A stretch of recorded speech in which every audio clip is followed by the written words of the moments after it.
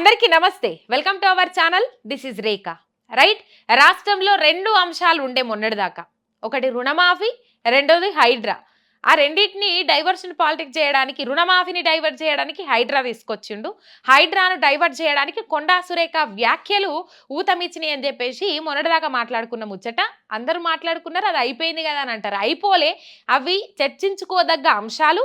ముందు ముందు మనం ఏవైతే డైవర్షన్ పాలిటిక్స్ చేస్తూ ఉన్నారో ఆ డైవర్షన్ పాలిటిక్స్ జనాలకు అర్థమయ్యేటట్టు జనాలకు తీసుకోపోవాల్సిన అవసరము ఎంతైనా ఉన్నది, ప్రశ్నించే గొంతుకల మీద ఉన్నది.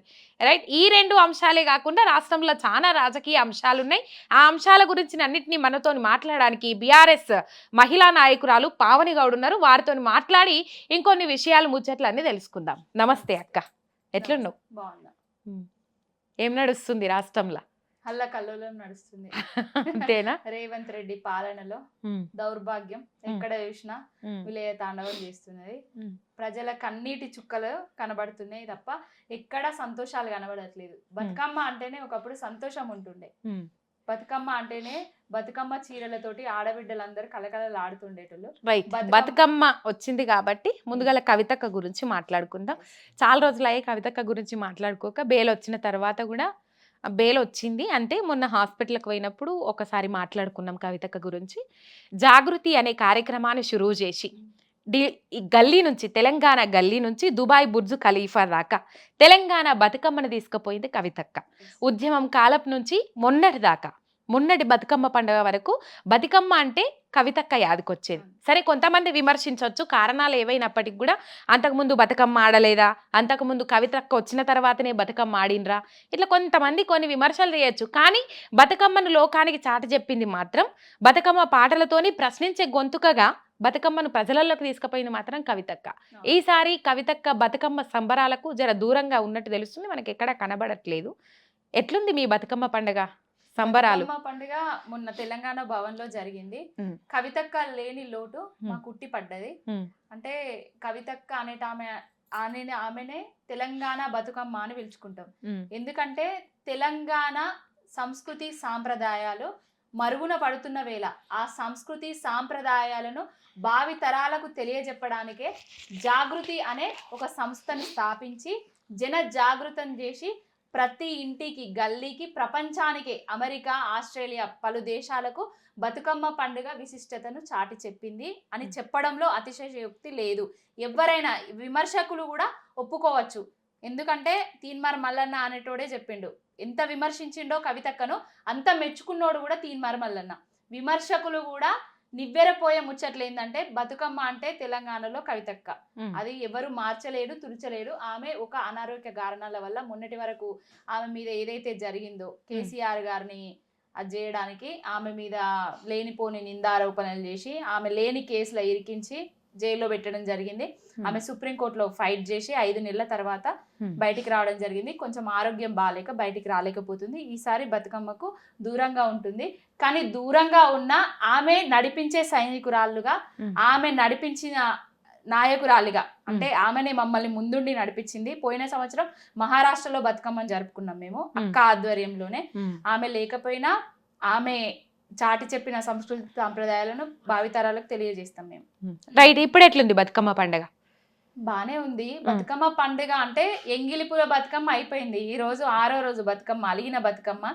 బతుకమ్మ పండుగకు కేసీఆర్ బాపు అందరికి పుట్టింటి సారె లెక్క చీరలు పంపించేటోడు. పట్టు పితాంబరాలు కాకపోయినా సారే ఏదో చీరలు పంపించేటోడు. ఆ చీరలతోటి కలకలలు ఆడుతుండేది పల్లె పట్టణాలు అన్ని కూడా.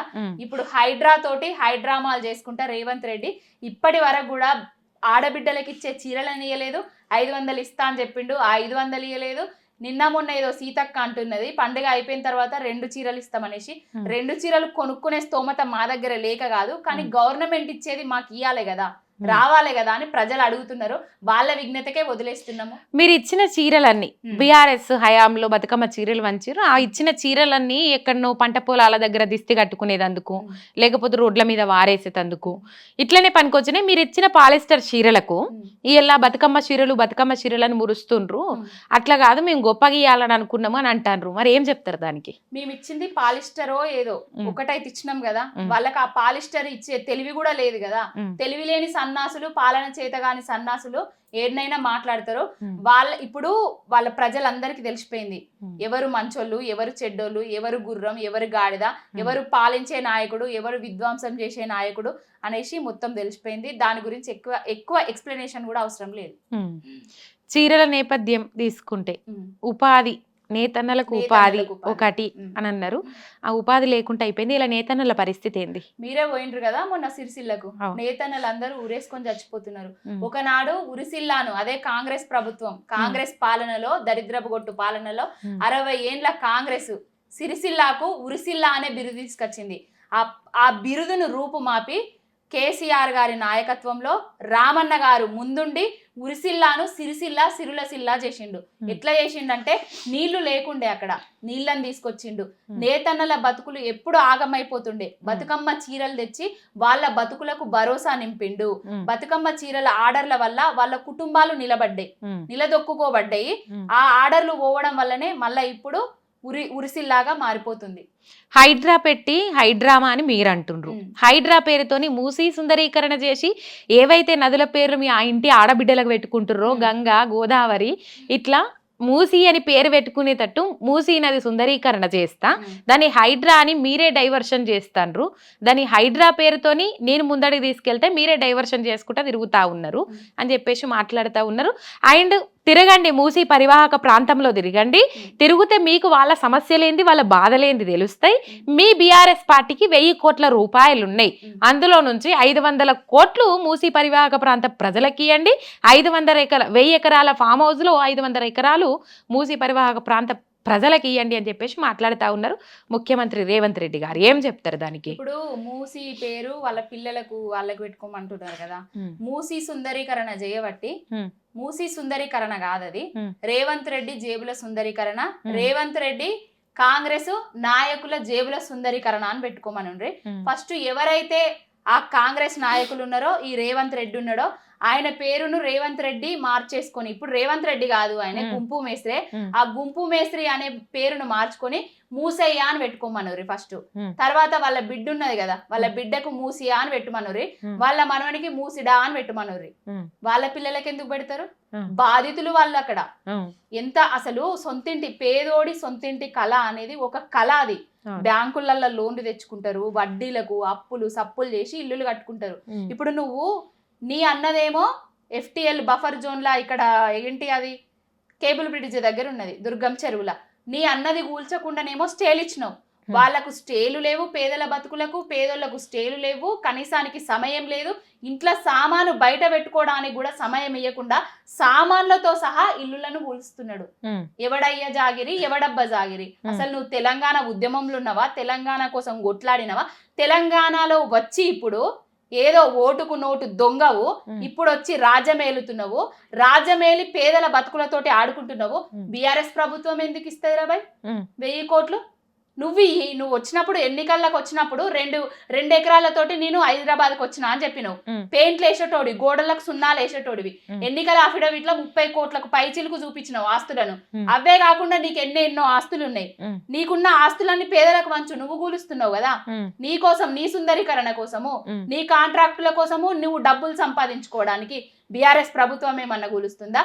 బీఆర్ఎస్ పార్టీ ఎప్పుడైతే ఎలక్షన్ల ముందు మేము 1,00,000 బెడ్రూమ్లు, డబల్ బెడ్రూమ్లు ఇల్లు కట్టినామని చెప్పినాం కదా, వీడేం చేసిండ్రు ఈ కాంగ్రెస్ నాయకులు, ఈ దగుల్బాజీ రేవంత్ రెడ్డి ప్రతి తెలంగాణ గల్లీ గల్లీ తిరుక్కుంటా అసలు బెడ్రూమ్లే లేవు అంటున్నాడు. ఇప్పుడు హైదరాబాద్లకు డబుల్ బెడ్రూమ్ ఇల్లు ఇస్తా అనేసి తిరిగింది నువ్వే కదా, మరి నువ్వు చేసిన తప్పుడే కదా. ఇప్పటికీ కూడా ఏంటంటే అటెన్షన్ డైవర్షన్ పాలిటిక్స్ లో భాగంగా కేసీఆర్ గారి పేరు తీయంది వానికి పొద్దు గడవది. కేసీఆర్ గారు దీంట్లో కూడా బదనాం చేయడానికి, కేసీఆర్ గారిని బదనాం చేయడానికే ఈ 1000 కోట్ల ముచ్చటం తీసుకొస్తున్నాడు తప్ప అదేం లేదు. నీకు దమ్ము ధైర్యం ఉంటే పాలన చేత కాదు అనేసి రాజీనామా చేయి.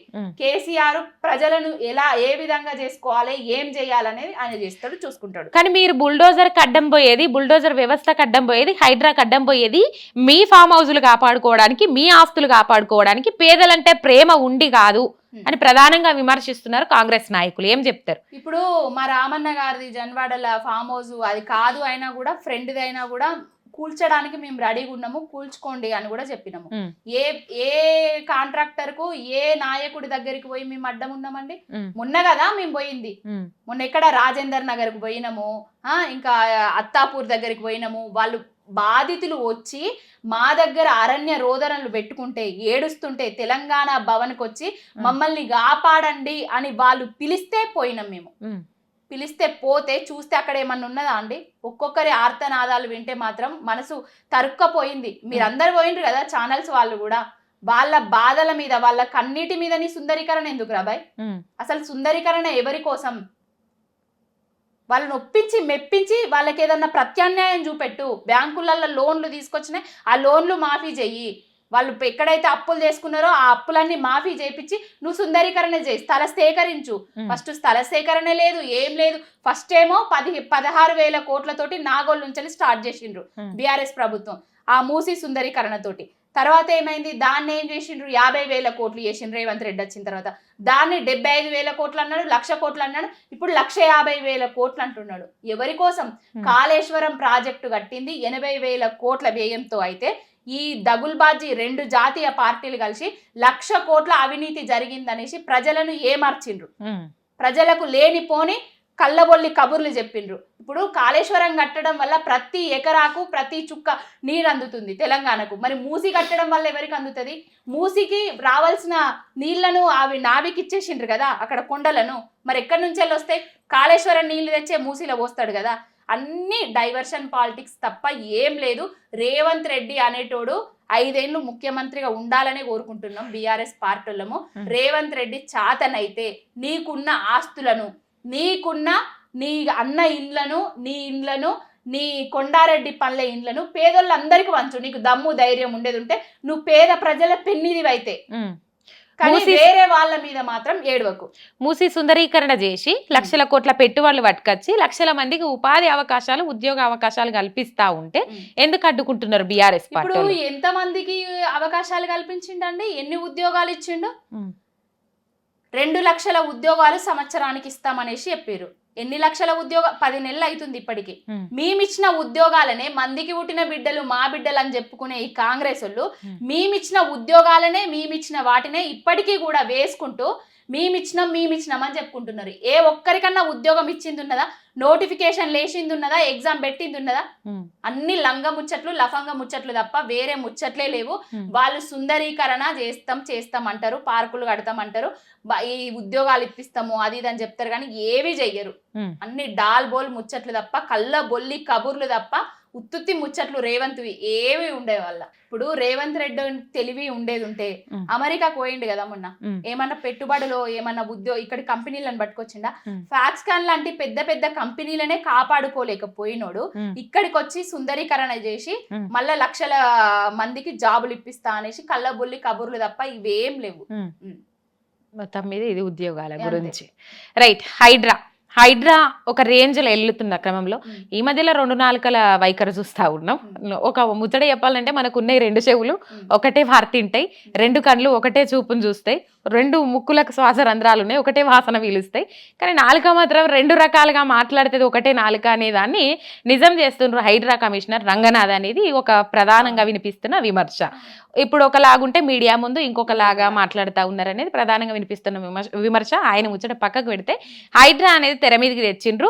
హైడ్రా ఏదైతే చెరువుల సుందరీకరణ, చెరువులను కాపాడతాం, నాలాలను కాపాడతాం, ప్రభుత్వ అసెట్స్ను కాపాడతామని చెప్పేసి హైడ్రాని తీసుకొని వచ్చిండ్రు. ఆ హైడ్రా అనతి కాలంలోనే 200% వ్యతిరేకత మూటగట్టుకున్నది. ఆ వ్యతిరేకతను డైవర్ట్ చేయడానికే కొండా సురేఖను మాట్లాడిపించడం అనేది ప్రధానంగా వినబడుతున్న ముచ్చట అయినప్పటికీ కూడా కొండా సురేఖ వ్యాఖ్యలను ఏ విధంగా చూడొచ్చు? ఇది పాత ముచ్చటనే, అక్కడికి ఆమె గురించి మనం ఎంత తక్కువ మాట్లాడుకుంటే అంత మంచిది. పరువు నష్టం దావా కూడా వేసుడు జరిగింది. నాగార్జున, కేటీఆర్ కూడా వేస్తారు అని అన్నారు, వేసిండ్రు అని అన్నారు. ఇలాంటి వాటిని అసలు ఎక్కువ ఫోకస్ కూడా చేయొద్దు మనము. ఎందుకంటే సమంత లాంటి, అంటే ఆమె కష్టపడి వెనకాల ఎవరు లేకున్నా కూడా, అంటే వంశపారపర్యంగా సినిమా ఫీల్డ్లో ఎవరు లేకున్నా స్వశక్తితోటి ఎదిగిన నా కథానాయకి ఆమెను వీళ్ళు ఏం చేసిండ్రంటే రామన్నను పేరును బదనాం చేయడానికి ఆమెను వాడుకొని ఫస్ట్ నుంచి తెలంగాణలో రాజకీయం సమంత, కేటీఆర్, రాకుల్ ప్రీతి సింగ్ ఇట్లాంటి రామన్న ఇమేజ్ ను డ్యామేజ్ చేయడానికి మాత్రమే ఇలాంటివి చేస్తున్నారు. ఒక మంత్రి స్థానంలో ఉండి ఆమె కొండా సురేఖ కాదు గుండా సురేఖ అని వరంగల్ ప్రజలకు అక్కడ ఉన్న నాయకులకు అందరికీ తెలుసు. వాళ్ళ ఇంట్లో మొత్తం గూండా రాజకీయాలే ఉంటాయి. తప్పిదారి ఆ ఎన్నికలల్లో మొన్న ఎన్నికలల్లో ఎమ్మెల్యేగా గెలిచింది. ఇదివరకు మా ప్రభుత్వంలోనే ఉండే, కానీ ముక్కుతాడేసేటోళ్ళు ఉన్నాం కాబట్టి ఒక హద్దుల మీద ఉండేటోళ్ళు. రేవంత్ రెడ్డి అనే రండా నాయకుడి పంచన చేరి అవే మళ్ళా రండా ముచ్చట్లు గూండా ముచ్చట్లు మాట్లాడుతుంది ఇతర మహిళల మీద. వాళ్ళ బిడ్డకో వాళ్ళ మన్మరాలకో ఇలాంటి వ్యాఖ్యలు చేస్తే ఊరుకుంటుందా అండి? ఎవరి బిడ్డైనా బిడ్డనే, ఎవరి ఆడబిడ్డ అయినా ఆడబిడ్డనే. వాళ్ళ వ్యక్తిగత విషయాలను వాళ్ళ పేర్లను బజార్లో పెట్టి వాళ్ళ సంసారాలను ఊల్చడము. ఇంకా అంటే సమంతది ఇప్పుడు నాగ చైతన్యది విడాకులు అయిపోయింది. ఆ విడాకుల నోటీసులో ఇట్లా రాసున్నదా? కేటీఆర్ చేయబట్టే వీళ్ళకి 2 విడాకులు అయినాయని సమంతను నాగార్జున గారి మీద కూడా ఏమన్నది మామ రూమ్ కి పంపించలే, అట్లాంటి మాటలు మాట్లాడతారా? మంత్రి స్థానంలో ఉండి దేశం మొత్తం చూసింది ఈమె వ్యాఖ్యలను, ప్రపంచం మొత్తం ఖండించింది.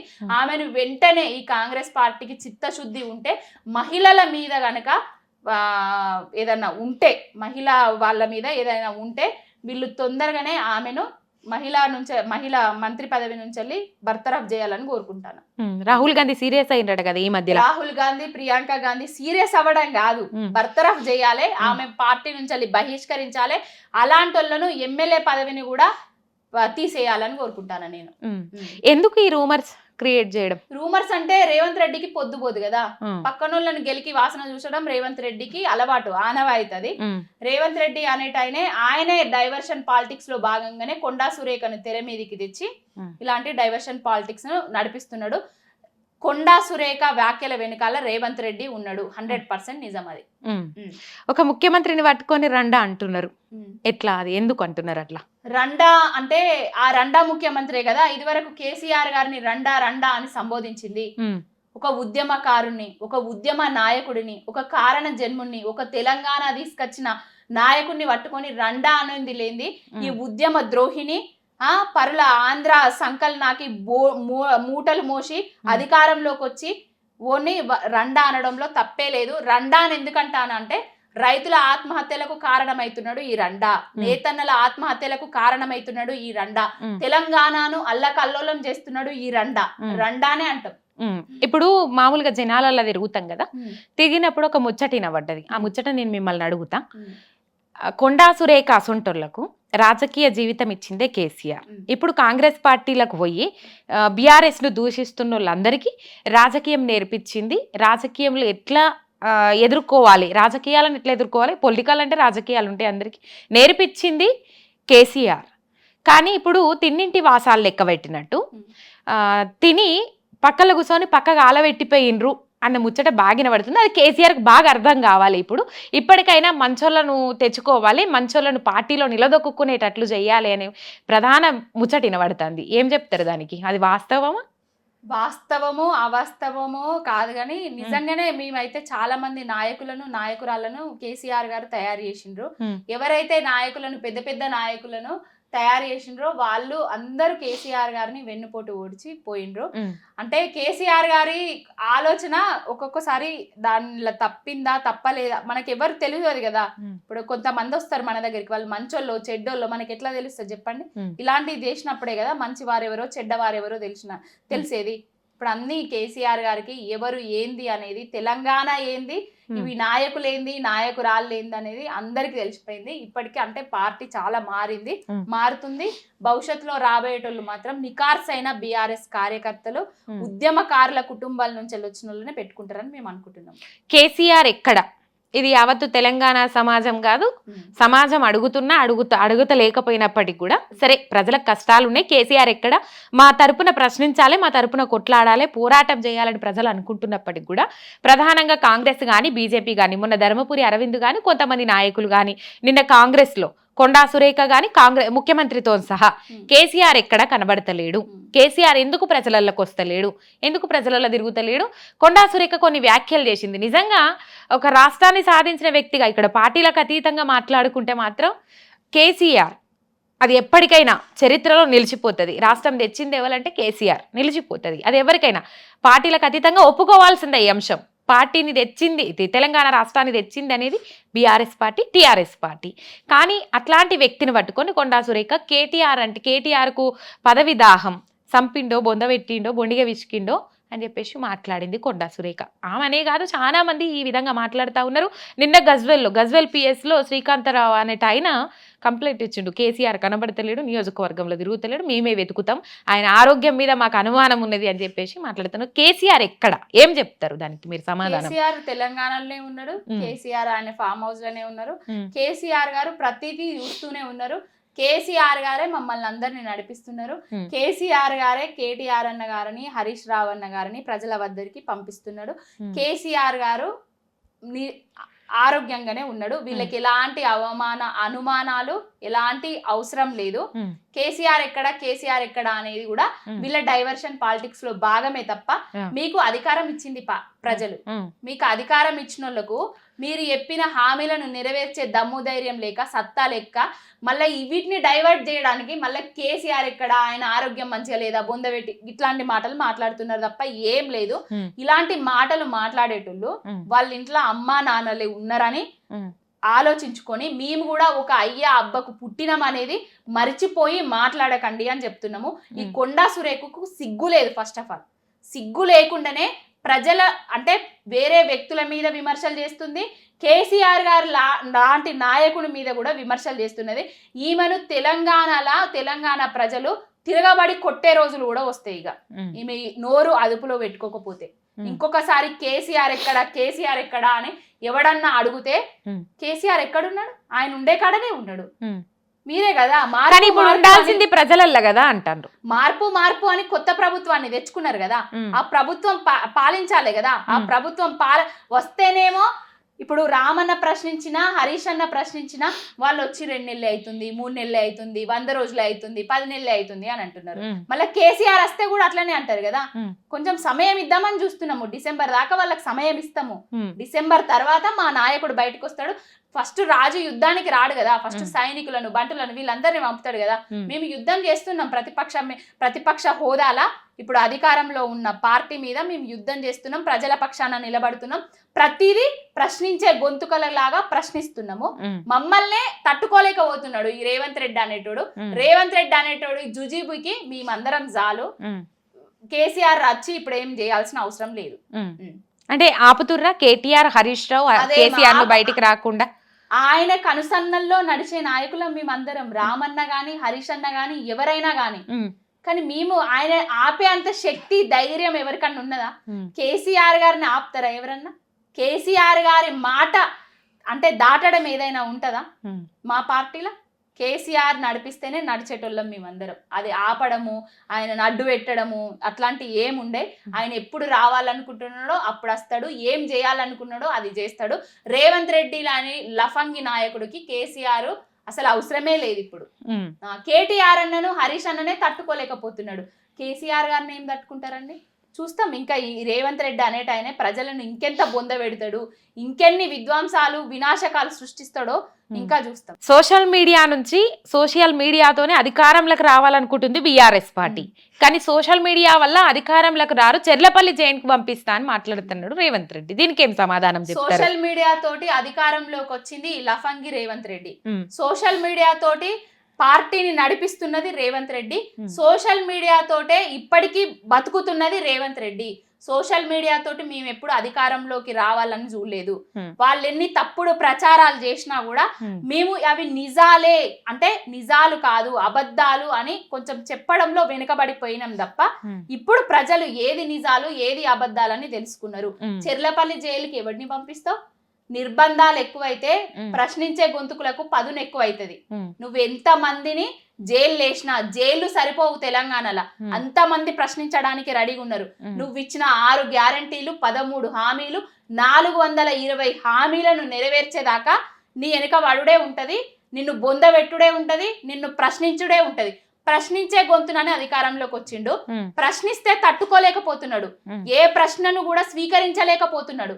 ఏదిరా రుణం మాపి ఏదిరా అయ్యా అంటే జైలు అంటాడు, రైతు అదే, బంధు ఏదిరా అయ్యా అంటే రుణమాఫీ జైలు అంటాడు. రుణమాఫీ చేస్తుండంట, రైతు బంధు ఇస్తుండంట, 6 గ్యారంటీలు అమలు చేసుకుంటూ పోతుండట. ఇవన్నీ చేసినప్పటికి కూడా ఎంత మంచి చేసినా BRS social media, BRS party నాయకులు దుష్ప్రచారం చేస్తున్నారు అనేది ఆయన వాదన.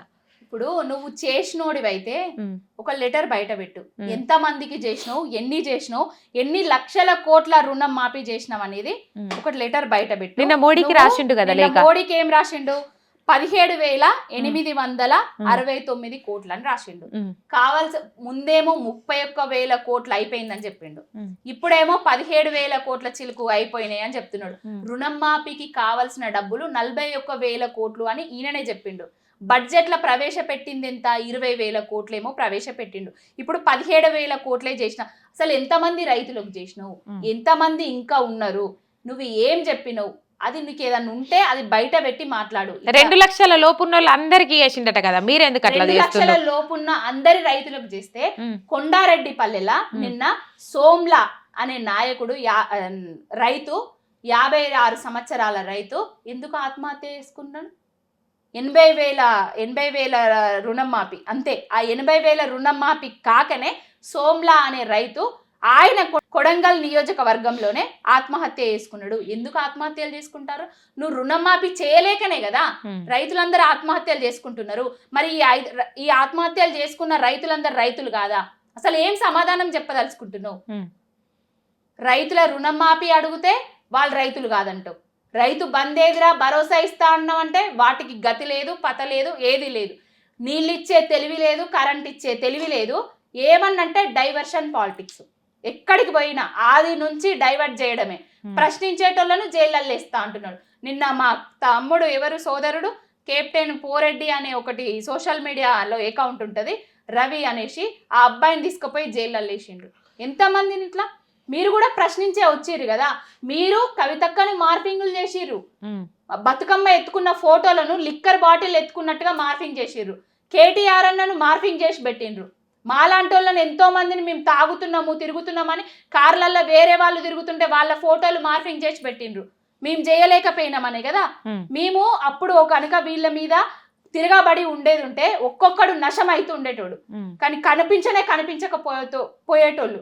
ఇప్పుడు మమ్మల్ని ఏంటంటే అడుగడుగున ఆడవాళ్ళని చూస్తలేరు, మగవాళ్ళని చూస్తలేరు, పిల్లలు ఉన్నారు చూస్తలేరు, ఏం లేదు, తీసుకుపోయి జైళ్ళల్లో వేస్తున్నారు. చూస్తాము ఇంకెన్ని రోజులు జైళ్ళల్లో వేస్తారు, ఇంకెన్ని నిర్బంధాలు చేస్తారు.